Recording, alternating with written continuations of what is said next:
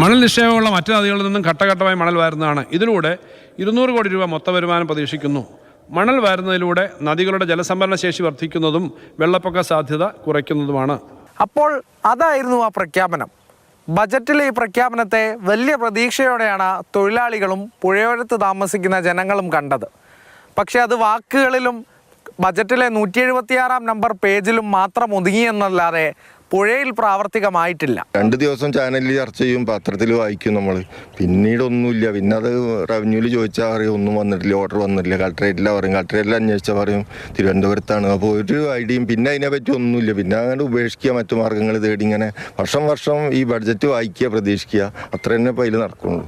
അതെ, പ്രഖ്യാപനം പ്രാവർത്തികമായിട്ടില്ല. കഴിഞ്ഞ തവണയുണ്ടായ വെള്ളപ്പൊക്കത്തിൽ നിന്ന് താൽക്കാലിക ആശ്വാസമെങ്കിലും പ്രതീക്ഷിച്ച പ്രദേശവാസികൾക്കും തൊഴിലവസരം ലഭിക്കുമെന്ന് കാത്തിരുന്ന തൊഴിലാളികൾക്കും നിരാശ മാത്രം. 2-3 ബജറ്റിൽ ഇങ്ങനെ പ്രഖ്യാപനങ്ങൾ വരാമെന്നല്ലാതെ തൊഴിലാളികൾക്ക് ഗുണകരമായിട്ടുള്ള ഒരു കാര്യങ്ങളൊന്നും ഇതുവരെ ഒന്നും പ്രാവർത്തികമാക്കാൻ പറ്റിയിട്ടില്ല. അപ്പോൾ അതിൻ്റെ പേരിൽ ഇവിടെ ഒരു 150-150ഓളം തൊഴിലാളികൾ തൊഴിലെടുത്തിരുന്ന ഒരു കടവാണിത്.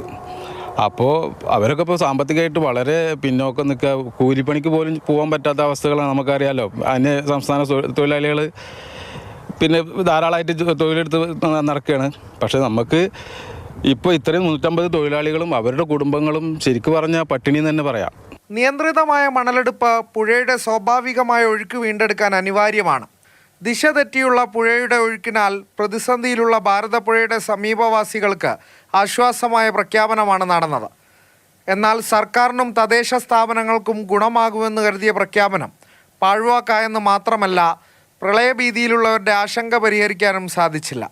ഈ ആളുകൾക്ക് ഒരു ദിവസം പോലും തൊഴിൽ കൊടുക്കാൻ വേണ്ടി ഇതിൽ പറ്റിയിട്ടില്ല. അപ്പോൾ കഴിഞ്ഞ ബജറ്റിലൊക്കെ പ്രഖ്യാപനം ഉണ്ടായിരുന്നു 200 പിന്നെ 150 കോടികളൊക്കെ ഇങ്ങനെ ഓഫർ ചെയ്തിട്ട് നമുക്ക് ഭാരതപ്പുഴ, പ്രത്യേകിച്ച് ഇപ്പോൾ ഇവിടെ 2 വെള്ളപ്പൊക്കം നമ്മൾ അതിജീവിച്ചവരാണ്. ആ 2 വെള്ളപ്പൊക്കത്തിൽ ഇപ്പോൾ ഇവിടുത്തെ അവസ്ഥ നോക്കിയാൽ അറിയാം. അപ്പോൾ ഇവിടെ നിങ്ങൾ കൃത്യമായിട്ട് കാണാം, പല ഭാഗത്തും മണൽ കുമിഞ്ഞു കൂടി കിടക്കുന്നുണ്ട്. അപ്പോൾ അതൊക്കെ എടുത്തു കഴിഞ്ഞാൽ കുറച്ചുകൂടെ ഒന്ന് നമുക്ക് അതിനെ പ്രതിരോധിക്കാൻ, വെള്ളപ്പൊക്കത്തിനൊക്കെ പ്രതിരോധിക്കാൻ വേണ്ടി പറ്റും. ഓരോ തവണയും ബജറ്റ് പ്രഖ്യാപനങ്ങൾ വരുമ്പോൾ വലിയ പ്രതീക്ഷയാണ്. അത് പിന്നെ നിരാശയിലേക്ക് വഴിമാറുകയാണ് പതിവ്. ഇത്തവണയെങ്കിലും എന്ന് ആവർത്തിക്കുകയാണ് പ്രത്യാശയോടെ ഈ ബജറ്റിലും ജനങ്ങൾ.